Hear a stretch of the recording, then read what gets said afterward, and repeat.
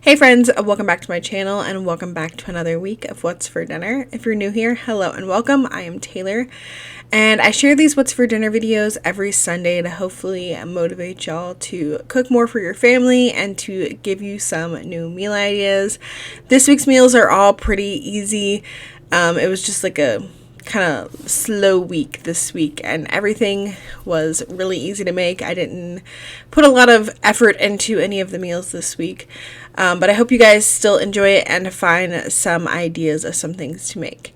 As always, any recipes that I do mention will be linked in the description box down below. Now let's go ahead and get into this week's What's for Dinner.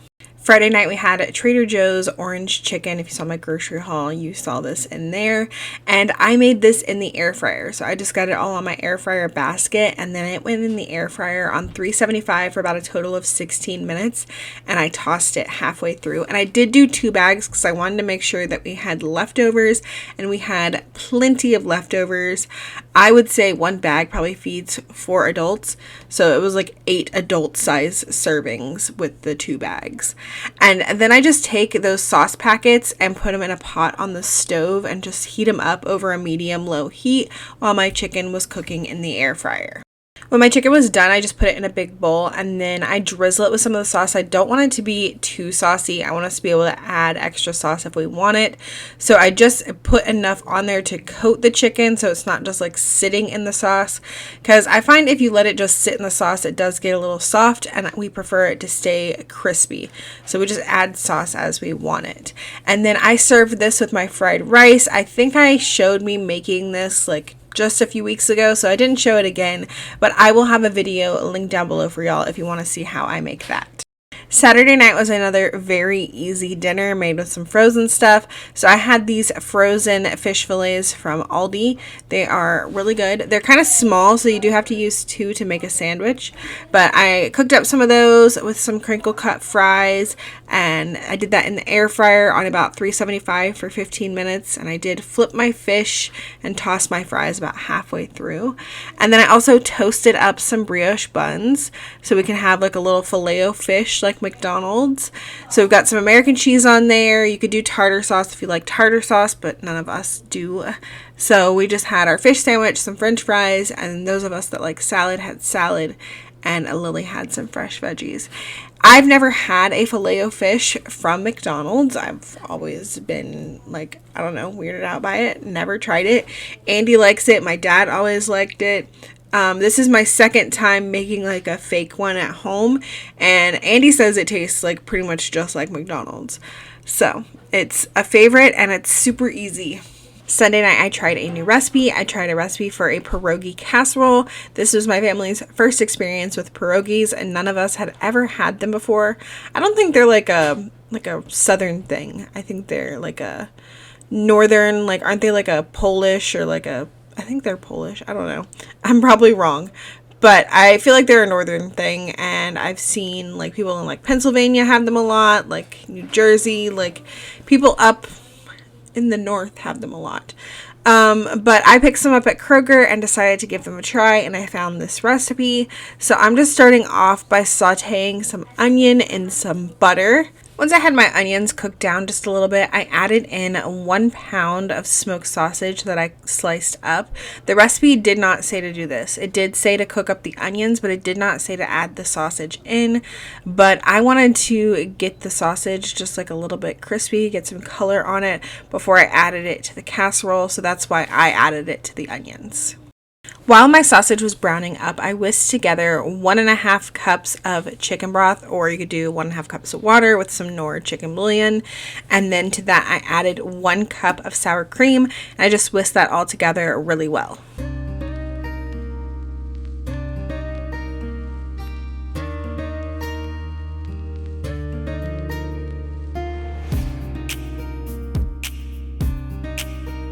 Then I got my 9x13-inch baking dish out and just sprayed it down with some cooking spray.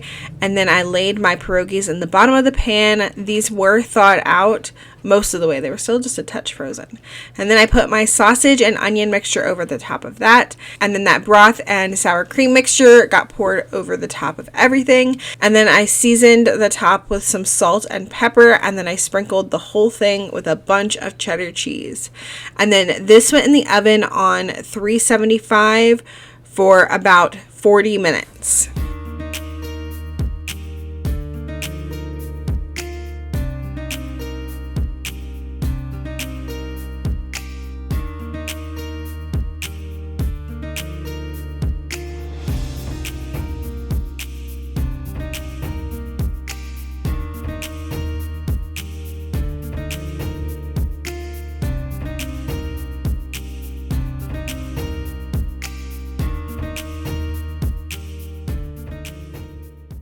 I just served this with a salad on the side and of course just some fresh veggies for Lily.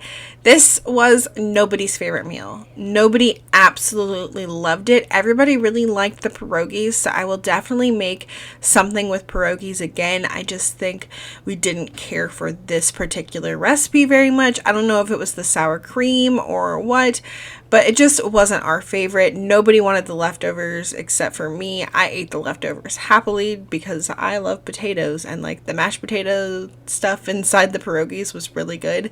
And so was the sausage. I think it was just really the sauce that we didn't care for. So maybe that just needs some tweaking. But glad that we got to try pierogies for the first time. Monday night we did taco night. I'm not going to show y'all how to cook up some ground beef with some taco seasoning. And I didn't make any sides to go with it. We just had tacos with some salsa and some cheese dip. This is our favorite El Terrifico cheese dip from Sam's Club. Lily had some tomato on her taco. Elijah had some lettuce. I had some sour cream and tomato and some salsa and some cheese and some lettuce and some tomato. We just had all of the taco stuff. And yeah, it was super easy. Tuesday night we had Swedish meatballs with mashed potatoes and green beans, and the only reason this was a really easy recipe is because I had already done some of the prep work of having the meatballs already like rolled out, because I did that a couple months ago when I actually made this recipe before. I just doubled the batch of meatballs, so I will have that video linked down below so y'all can go see how I put together the meatballs and how I made the sauce. Today I'm just going to be showing you how I make my mashed potatoes in the Instant Pot. So I always like to peel my potatoes most of the time. It's just a preference. I know some people like to leave the skins on. Sometimes I'm lazy and leave it on, but I do prefer my mashed potatoes with no skins. So I'm just taking my potatoes and peeling them. I think I did like 4 potatoes, and these are really big potatoes.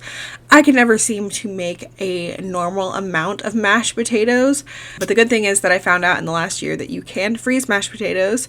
So I just always freeze the leftovers and use them in another recipe. So once I had those potatoes peeled, I just rinsed them off real quick and then started cutting them into chunks, all about equal sizes. I'm going to put the trivet in the bottom of my Instant Pot, so I just don't want the potatoes to fall through the like grate of the trivet, and I want my potato pieces to all be about the same size so that they cook evenly.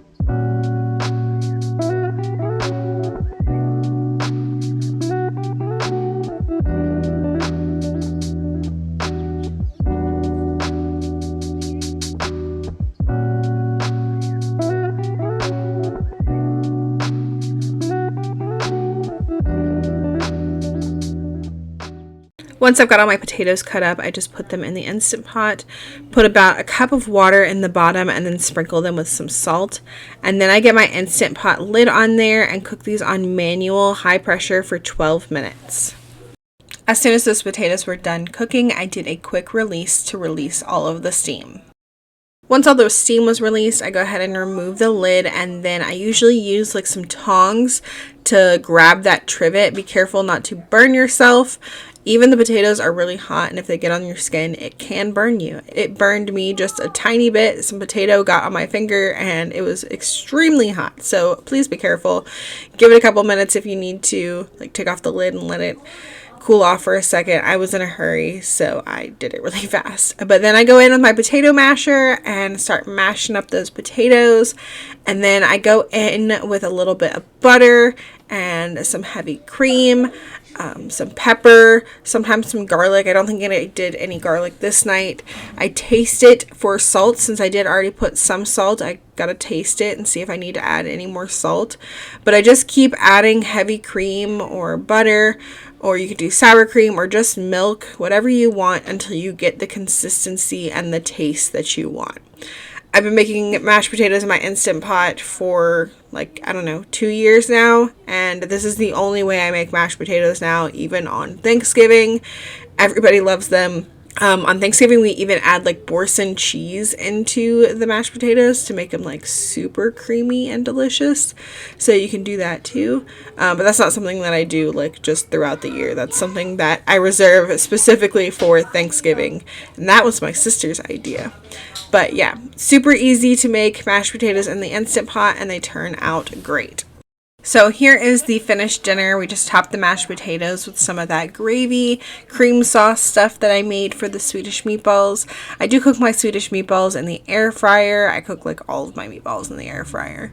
But make sure you check out the video from a couple of months back if you want to see exactly how I made the meatballs and the cream sauce. It's a binging with Babish recipe, and it is excellent. And I'm very happy that I made double the first time that I made it. And then we also had green beans and lingonberries. I picked up these lingonberries at World Market because I wanted it to be like more like authentic. Like what you would get at IKEA. They've got the Swedish meatballs with the lingonberries.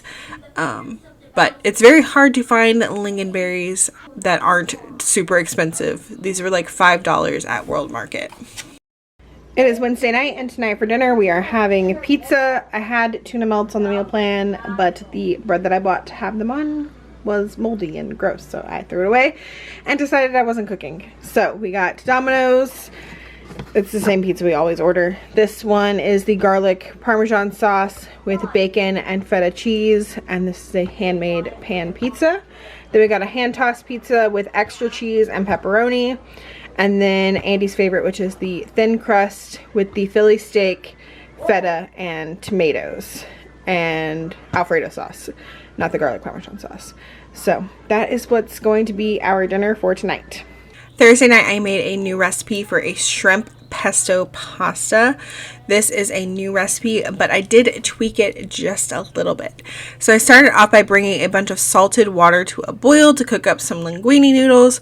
The recipe said to do 1 whole pound, but it didn't look like there was going to be enough like sauce and food for 1 whole pound of pasta. So I started with just making half, and I was like, you know, if there's extra sauce and like shrimp left over, then I will cook up the other half of noodles. But I was right, and half a pound of the pasta was perfect for the amount of sauce that this made. So then in a skillet, I got some butter in there and just started heating that up and getting that melted. And then to that, I added in some minced garlic. I don't measure minced garlic. The recipe, I think, said like 2 cloves. I probably did about 5 cloves. And then I just let that cook for like 30 seconds to a minute.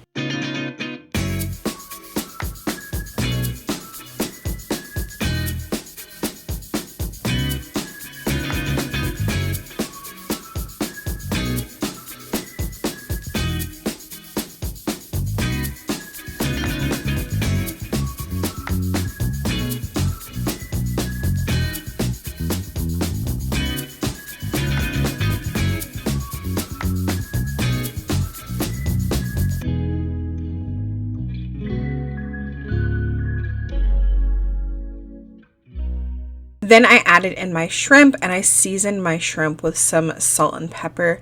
This is not something that the recipe said to do. It did not want you to add in the shrimp right here. It wanted you to go ahead and start making the sauce and then add the raw shrimp into the sauce later and just like let the shrimp cook in the sauce. But I didn't want to do it that way. I wanted to go ahead and get my shrimp cooked.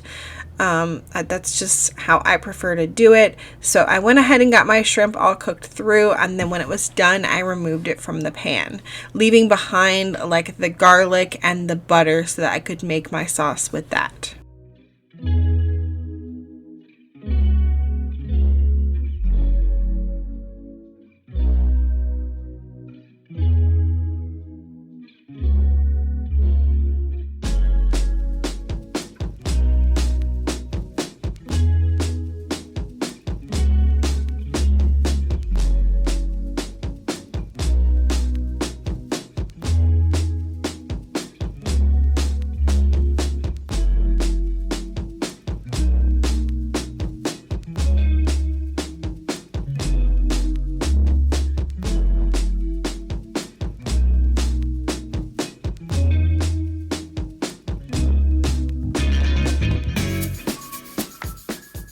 Then I went in with about a tablespoon of flour and just like stirred that around, let it cook down for about 30 seconds.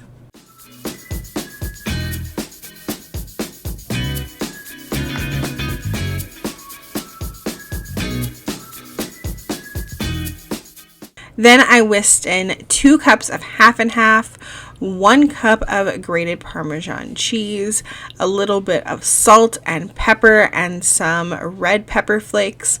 And I whisked that all together really well. And I just let this cook over like a medium-low heat, whisking it pretty often till it started to thicken, which took about 5 to 10 minutes.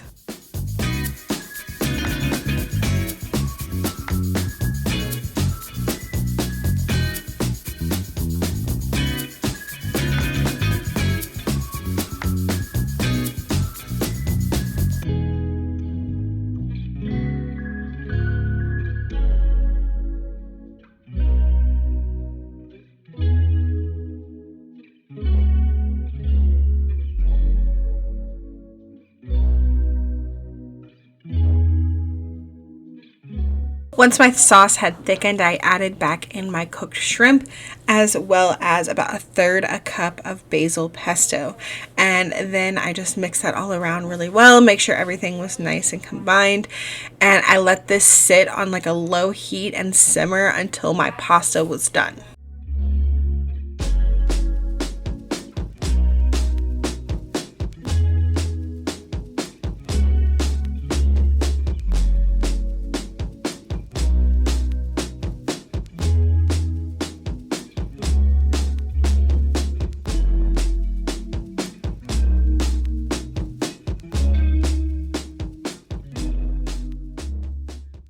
So here's what that looked like. I just topped it with some extra Parmesan cheese.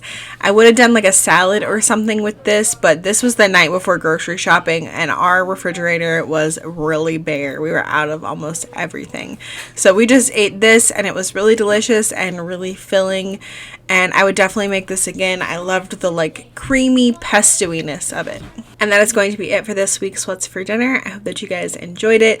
I know I didn't share a lot of new stuff this week, just a couple new things.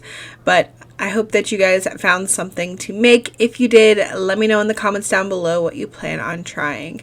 As always, I thank you guys so much for watching, and I will see y'all in the next one. Bye!